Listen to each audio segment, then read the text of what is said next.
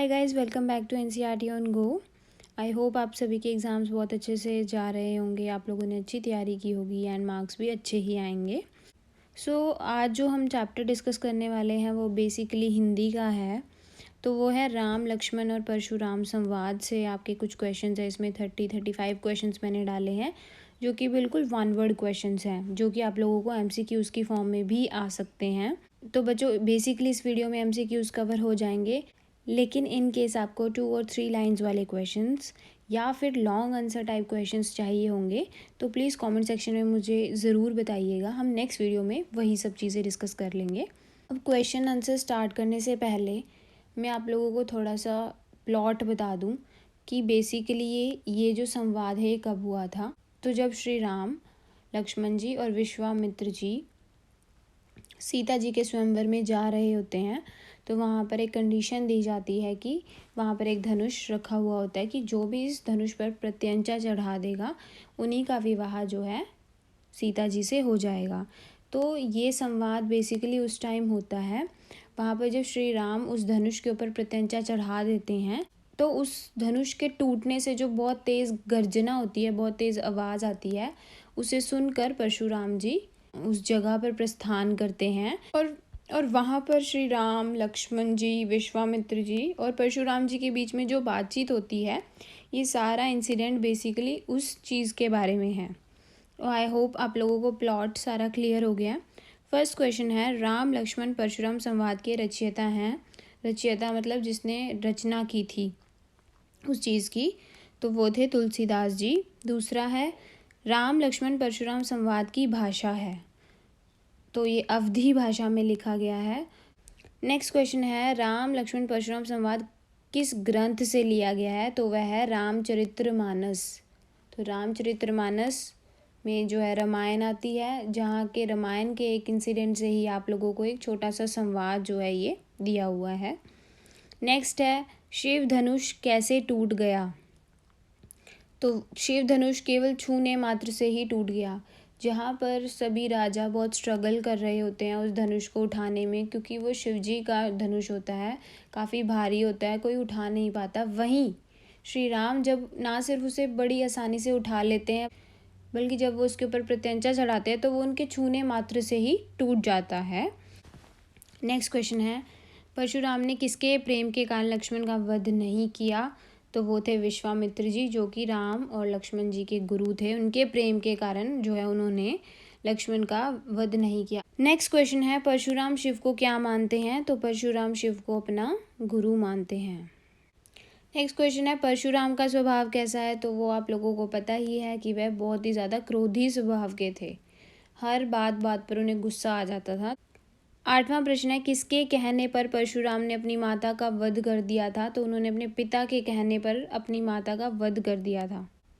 Next question है, सहस्त्रबाहु की भुजाओं को किसने काट डाला था, तो परशुराम जी ने जो है अपने फरसे से सहस्त्रबाहु की भुजाओं को काट डाला था। 10th है, सठ शब्द का अर्थ है, तो सठ का मतलब होता है मूर्ख। नेक्स्ट, परशुराम के वचन किसके समान कठोर हैं, वज्र के समान कठोर। वज्र होता है किसी तरीके का एक हथियार, ठीक है, तो उनकी बातें ही इतनी ज़्यादा कड़वी हैं, कठोर हैं कि वो किसी भी इंसान के ऊपर ना काफ़ी किसी वज्र के समान आघात करती हैं। चोट जो है ना, उनके वचनों से जो चोट लगती है वो किसी वज्र से कम नहीं है, इसलिए उनके वचनों को वज्र के समान कहा गया है। नेक्स्ट है, राम और लक्ष्मण सीता स्वयंवर में किस मुनि के साथ आए थे, तो वो उनके गुरु थे विश्वामित्र जी। नेक्स्ट क्वेश्चन है, स्वयं को बाल ब्रह्मचारी कौन कह रहा है, तो परशुराम जी स्वयं को बाल ब्रह्मचारी कहते हैं। नेक्स्ट है, राम का संबंध किस वंश से है, तो वो सूर्य वंश से थे। 15वां है, महिप कुमार किसे कहा गया है, तो लक्ष्मण जी को महिप कुमार कहा गया है। ये क्वेश्चंस बहुत इंपॉर्टेंट है कि कौन से शब्द किस व्यक्ति के लिए कहे गए थे। नेक्स्ट क्वेश्चन है, लक्ष्मण ने परशुराम के किस स्वभाव पर व्यंग्य किया है। व्यंग्य का अर्थ होता है किसी के ऊपर हंसना, किसी को टोंट करते हुए थोड़ा सा सार्कास्टिक सा स्माइल देना। तो वो उन्होंने उनके बड़बोलेपन को देखकर, बड़बोला वो इंसान होता है जो काफ़ी ज़्यादा बोलता है, उनमें सुनने की शक्ति नहीं होती बेसिकली, मतलब अगर किसी ने कोई बात कही है तो उन्होंने आगे से अपना जवाब ज़रूर देना है, या वो अपनी तारीफ़ में ही काफ़ी बातें एक टॉपिक को लेकर काफ़ी ज़्यादा बोलते हैं वो, जैसा कि परशुराम वहाँ पर कर रहे थे। वो सिर्फ अपने बारे में बातें किए जा रहे थे कि मैंने ऐसे किया है, मैंने तो धरती को राजाओं से मुक्त कर दिया था, मेरा फरसा इतना तेज है कि ये गर्भ में ही जो है शिशुओं का विनाश कर देता है, मैं तुम्हारा वध कर दूंगा। तो इस तरीके की वो काफ़ी सारी बातें अपने बारे में बोलते हैं, इसलिए लक्ष्मण जी उनके बड़बोलेपन पर कहीं ना कहीं व्यंग्य करते हैं। नेक्स्ट है तुलसीदास जी के आराध्य हैं। तो तुलसीदास जी के आराध्य थे श्री राम। आराध्य वो होते हैं जिनकी हम पूजा करते हैं। नेक्स्ट क्वेश्चन है रामचरितमानस का मुख्य छंद कौन सा है? तो वो है चौपाइयाँ। नेक्स्ट है परशुराम जी किस शस्त्र को धारण करते थे जिसके कारण उनका नाम जो है परशुराम पड़ा? तो परशु जो है उस शस्त्र का नाम था, जिसे फरसा भी बोलते हैं, तो उसके कारण उनका नाम परशुराम पड़ा था। तो फरसा या फिर परशु आप लिख सकते हैं इसका आंसर। नेक्स्ट है परशुराम अपने आप को किस कुल का द्रोही मानते हैं? द्रोही मतलब दुश्मन। तो जो पुराना सोशल सिस्टम था हमारा हिंदूज़ का, तो वहाँ पे हमारी सोसाइटी 4 वर्ण में डिवाइड होती है। वो जो 4 वर्ण हैं वो हैं ब्राह्मण, क्षत्रिय, वैश्य और शूद्र।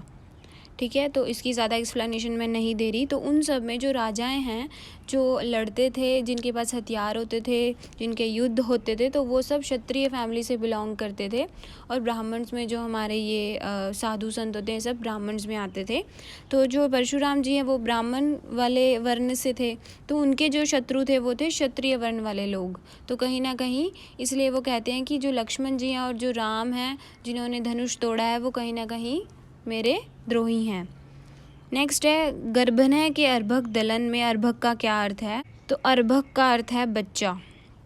तो जब वो अपने फरसे का जो प्रभाव बता रहे होते हैं परशुराम जी, तब वो ऐसा कहते हैं कि ये इतना प्रभावी है कि ये गर्भ में जो शिशु हैं उनका भी विनाश कर देता है, इसका प्रभाव इतना ज़्यादा है। तो इस कथन में जो अर्भक शब्द था उसका अर्थ था बच्चा। नेक्स्ट क्वेश्चन है बच्चों, लक्ष्मण के शब्द परशुराम के लिए डैश थे। अब इसमें थोड़ा कन्वीनियंस के लिए मैंने आप लोगों को ऑप्शंस भी दिए हैं। मैंने आप लोगों को पहले बताया है कि लक्ष्मण जी काफ़ी क्रोधी स्वभाव के थे। वे परशुराम जी की जो बातें हैं उन्हें चुपचाप नहीं सुन रहे थे, बल्कि आगे से व्यंग्यात्मक रूप में उसका जवाब देते थे। तो लक्ष्मण के शब्द परशुराम के लिए क्रोधी रूपी आग में जल के समान थे।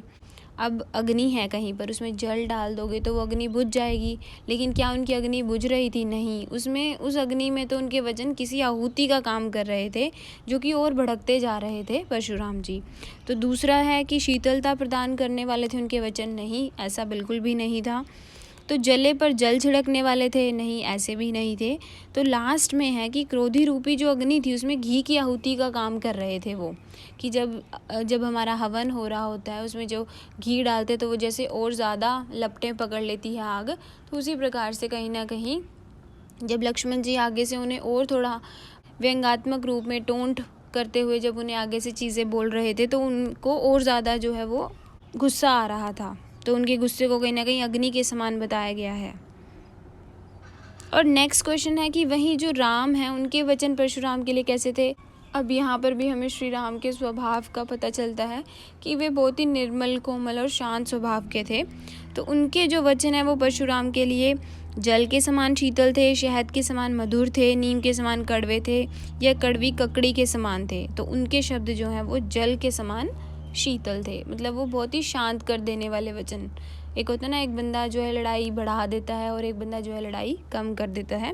तो कहीं ना कहीं जो अग्नि को शांत करने के लिए उनके जो वचन थे वो जल के समान शीतल थे। नेक्स्ट क्वेश्चन है बच्चों, राम लक्ष्मण परशुराम संवाद में किस रस की प्रमुखता है? अब ये कौन सी भाषा से लिया गया है, ठीक है, इसमें कौन सा रस है? तो ये क्वेश्चंस बहुत इंपॉर्टेंट है। तो वीर रस से लिया गया है। अब वीर रस इसलिए लिखा गया क्योंकि इसमें जो योद्धा हैं हमारे, जो भी कैरेक्टर्स इन्वॉल्व हैं, उनकी वीरता के बारे में ज़्यादातर बात हुई है। तो कहीं ना कहीं वीर रस का प्रयोग हुआ है।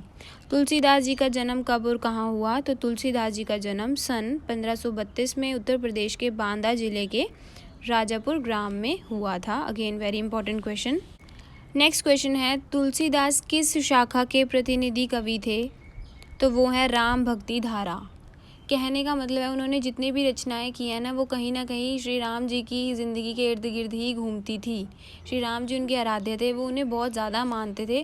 तो उनकी सभी रचनाएं जो हैं कहीं ना कहीं श्री राम की ज़िंदगी से रिलेटेड ही थी, तो कहीं ना कहीं तुलसीदास जी राम भक्ति धारा शाखा के प्रतिनिधि थे।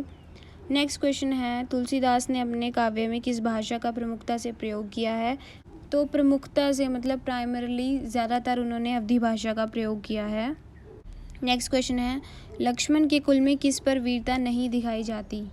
तो जब उन दोनों की कन्वर्सेशन हो रही होती है लक्ष्मण जी और परशुराम जी के बीच में, तो लक्ष्मण जी भी थोड़ा सा भड़कते हुए यही कहते हैं कि मैं आपको कुछ नहीं कह सकता, क्योंकि हमारे जो कुल में देवता, ब्राह्मण, गाय और भगवान के भक्त, इन 4 लोगों पर जो है कभी भी वीरता नहीं दिखाई जाती। मतलब इनके ऊपर कभी हम हिंसा नहीं करते या इनके ऊपर कभी हम हथियार नहीं उठाते।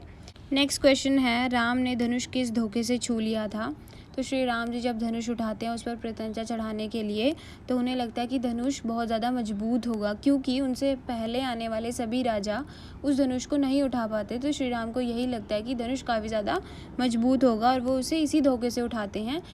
लेकिन श्री राम उसे बड़ी आसानी से उठा लेते हैं और उनके छूने मात्र से ही वह टूट भी जाता है। सो बच्चों, ये लास्ट क्वेश्चन है आपका, राम लक्ष्मण परशुराम संवाद में किस घटना के कारण विवाद हो रहा है?